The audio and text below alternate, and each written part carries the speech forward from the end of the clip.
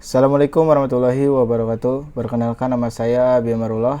Kali ini saya akan memberikan tutorial mengenai cara install Debian 8.11 JC di dalam virtual machine, yaitu VirtualBox.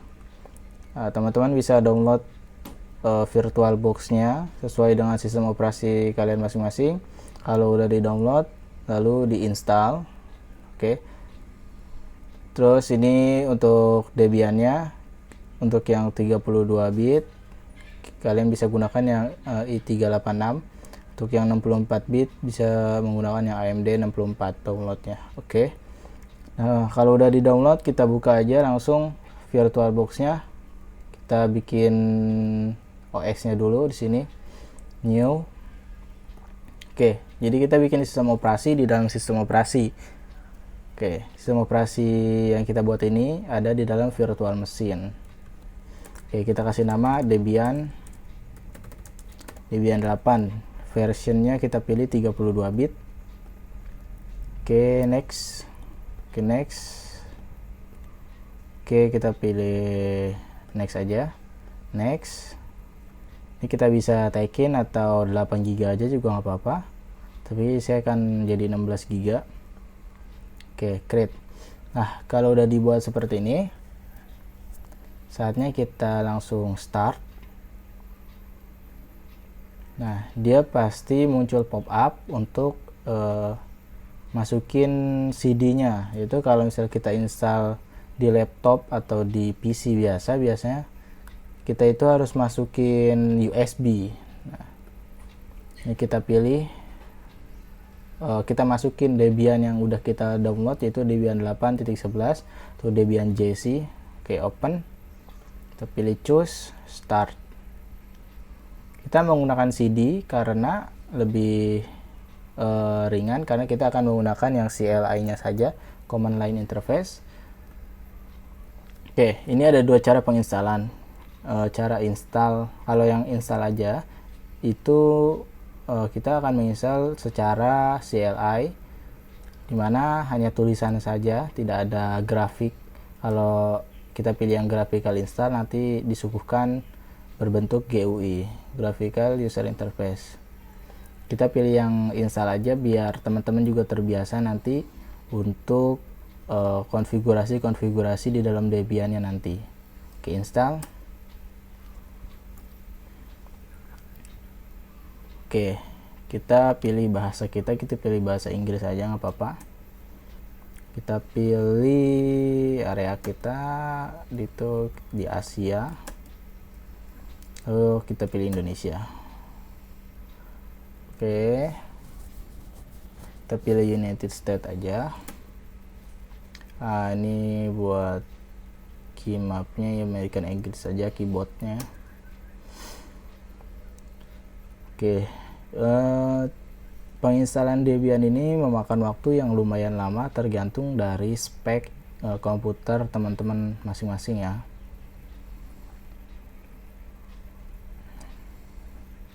Jadi yang belum tahu Debian adalah sistem operasi Linux, dimana digunakan untuk server biasanya. Oke, kita masukin nama komputer kita Debian aja nggak apa-apa. Nah, domainnya kalau yang udah punya domain website bisa ditaruh, atau kalau yang belum punya bisa dikosongin aja lalu continue. Oke, ini password root digunakan ketika kalian ingin menginstal sesuatu atau ya, kalau kalian ingin menginstal sesuatu biasanya dimintain password root. Nah, password root ini password yang mempunyai akses yang super. Oke, nanti akan saya jelasin kalau udah penginstalannya selesai. Oke, root kita masukin aja admin karena dia mempunyai hak dari user biasa. Jadi hak aksesnya full dia. Kayak misalnya HP udah di root, kita bisa ngapain aja di HP itu. Oke, langsung aja continue. Ini masukin lagi admin lagi. Nah, full name kita bisa kasih nama Abi Amarullah atau ini nama teman-teman masing-masing ya. Oke, kita user akunnya apa, Abi aja. Passwordnya beda nih, password yang ini sama password root itu beda. Kalau ini kita masukin aja nama lagi Abi atau password yang berbeda, Abi. Oke, ini Jakarta.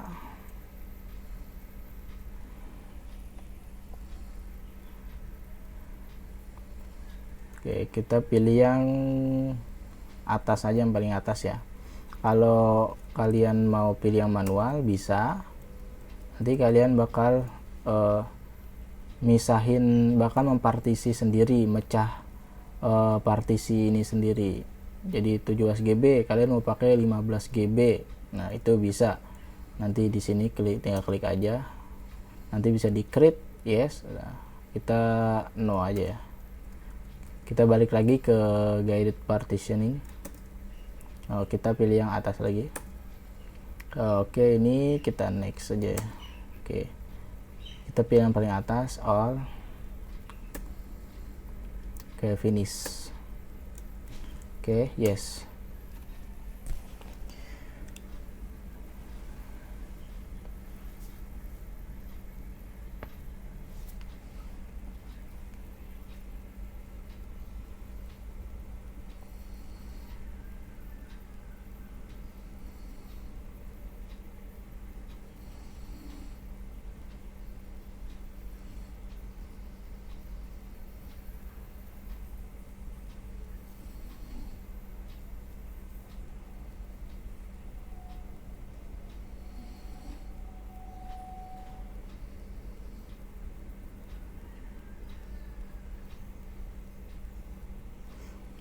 Nah, root itu merupakan user yang memiliki kedudukan tertinggi jika dibandingkan dengan user-user lain yang ada di Linux. Nah, user root dapat disamakan seperti halnya user administrator pada sistem operasi Windows. Nah,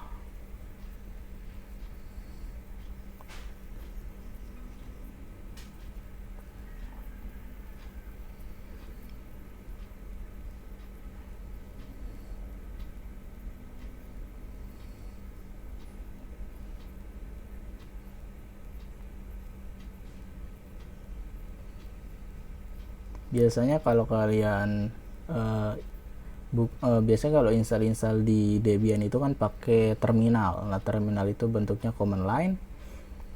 Nah, di situ biasanya kalau kita mau install Apache 2 itu sebagai web server atau phpMyAdmin, MySQL, FTP server. Nah, itu biasanya dia itu harus diinstal dengan user root. Nah, dimana user root ini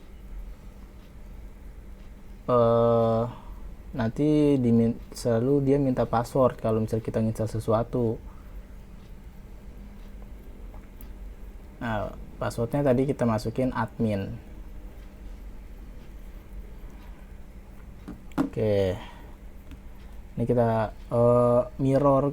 Nah, ini maksudnya ini, jadi kalau kita nginstal sesuatu nih, kita nginstal web server atau MySQL server. Nah, kalau kita pilihnya yang Brazil, berarti dia bakal install package-package yang ada di Brazil. Jadi pasti lama banget. Nah, kalau kita pilih Indonesia, berarti dia ntar nginstal package-package yang ada di server Indonesia. Oke, kita pilih yang biasanya itu kambing UI ACID. Oke, ini bisa dikosongin aja. Ya, lanjut configuring apt.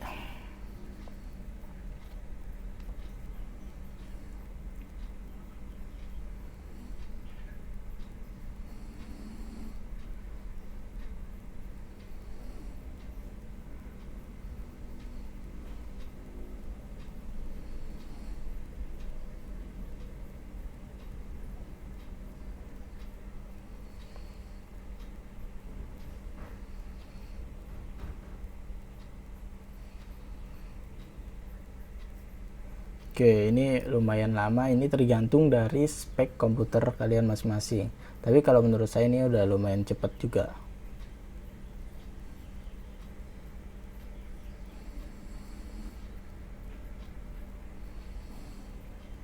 Nah, dia lagi install software yang dibutuhin buat si Debian CLI ini, Debian 8 JC.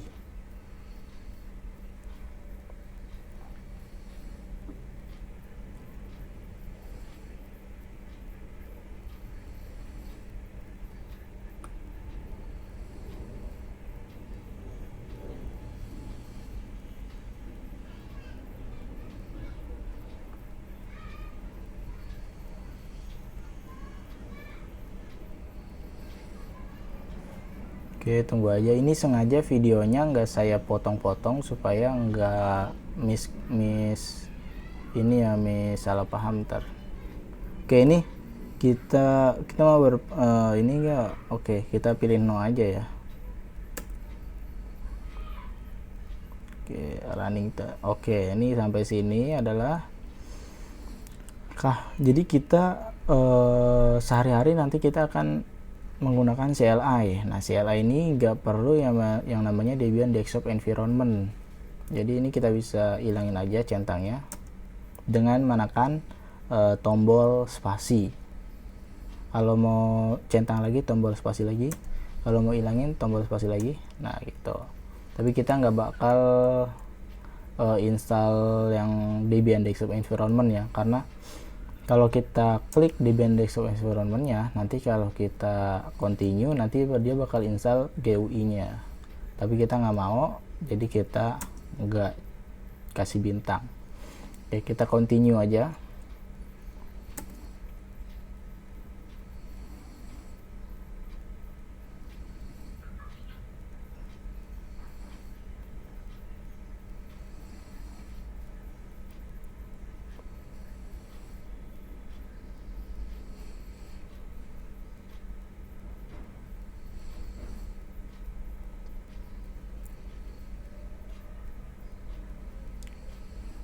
Ini kita menggunakan CD karena lebih ringan, lebih size-nya itu lebih kecil daripada DVD. Kalau CD biasanya bentuknya size-nya biasanya 300. Kalau DVD itu biasanya yaitu DVD-nya ada 3, jadi ada DVD 1, DVD 2, DVD 3. Nah, DVD 1 ini biasanya digunakan untuk install kayak gini nih, install kayak sekarang ini. Nah, ini makanya fungsi dari DVD 1.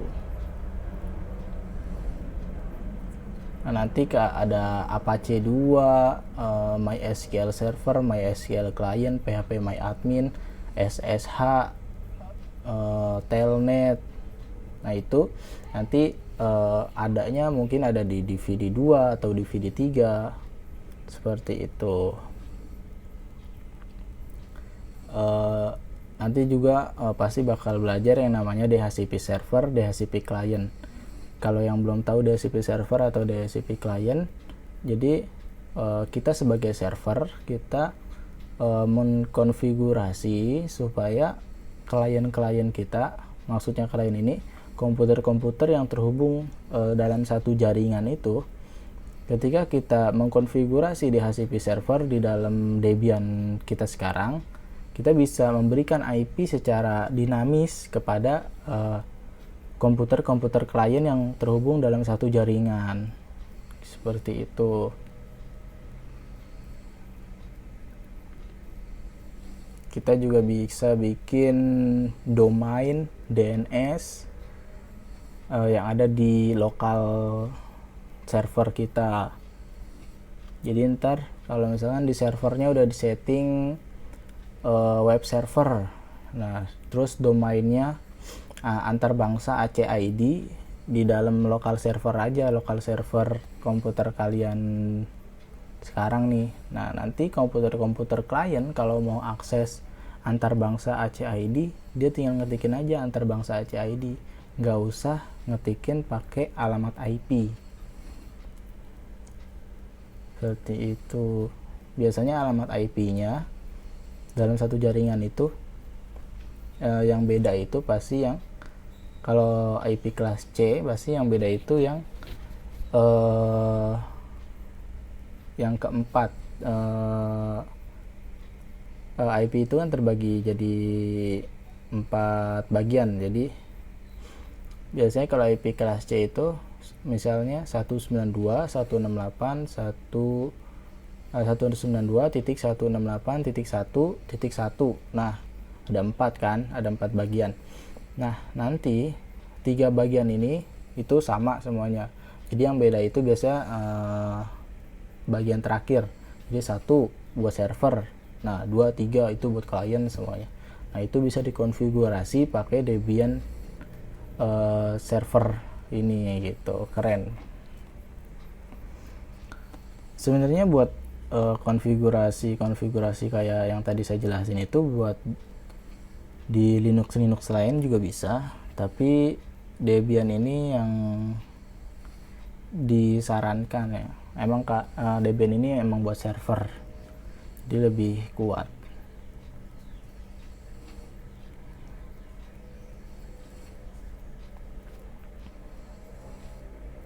Kita tunggu aja sedikit lagi selesai.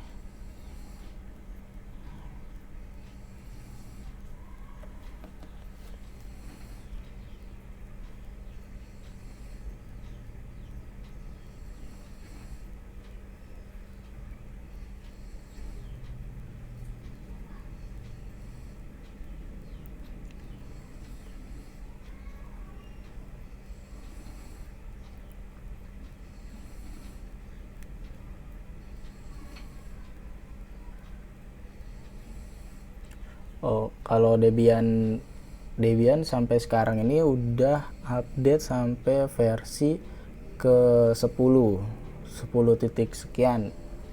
Bisa dicari di debian.org.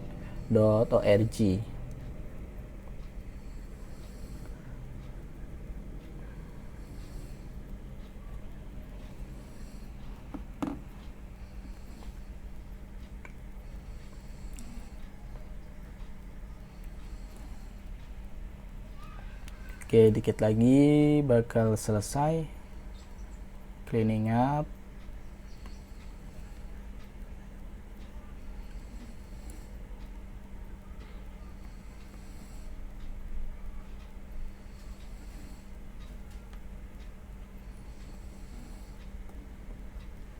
Oke, kita yes. Nah, terus ini kita pilih yang dev SDA. Oke, lanjut.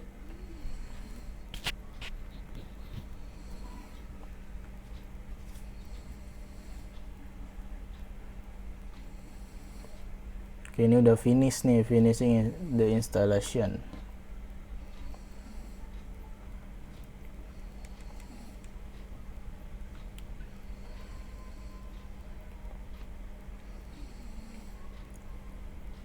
Oke, dikit lagi finish. Nanti masuknya ke tampilan CLI, continue. Nanti dia bakal nge-reboot sendiri, nge-restart. Oke, udah di restart nih. Dia langsung nge-restart. Nanti bakal tampil seperti ini. Kita enter aja.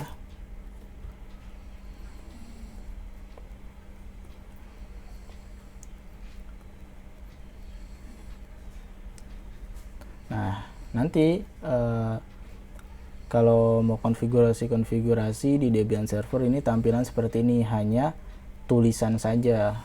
Oke, kita masuk nih pakai user yang tadi kita bikin. Kalau misalkan tadi nama kalian, kasih nama kalian. Ini tadi usernya Abi, passwordnya juga Abi. Oke, ini adalah tampilan kalian udah masuk nih ke dalam sistem operasi Debian kalian. Sama halnya kayak kalian masuk ke dalam sini nih, masuk ke dalam Windows. Oke, kalau udah masuk tadi root itu, oke, saya contohin.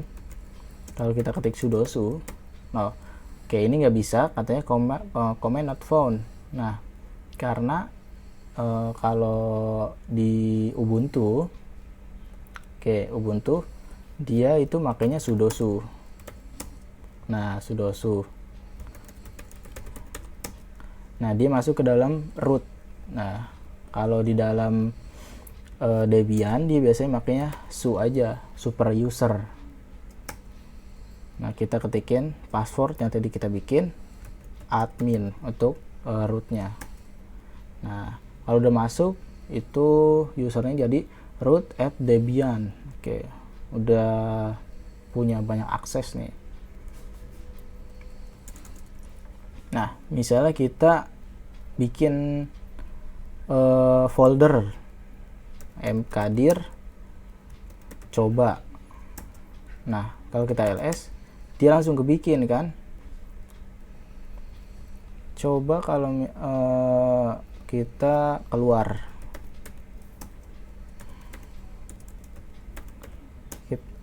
kita masuk lagi abi, kita ls, ada coba. Kalau misalnya kita hapus rmdir, dia bisa nggak ya? Oh, bisa. Jadi yang nggak bisa itu kayaknya pas kita mau install Apache, misalnya apt, kalau misalnya masih gitu-gitu aja masih bisa apt install Apache 2. Nah, ini Apache 2 ini buat web server. Coba kita install aja dulu. Nah, katanya gini, permissionnya ditolak, nggak ada permission, nggak ada izin. Nah, apakah kamu sebagai root? Nah, kita kan bukan root. Ini abi@debian itu bukan root. Jadi kita harus masuk dulu ke dalam root. So, admin. Nah, baru kita ketikin apt install Apache 2. Nah, kalau kita udah ke dalam root, pasti dia bisa keinstall. Seperti itu sih perbedaan dari root dengan user biasa. Oke, mungkin itu aja penjelasan dari saya, Abi Amarullah. Kurang lebihnya saya mohon maaf apabila ada kesalahan. Cukup sampai di sini. Sekian, wassalamualaikum warahmatullahi wabarakatuh.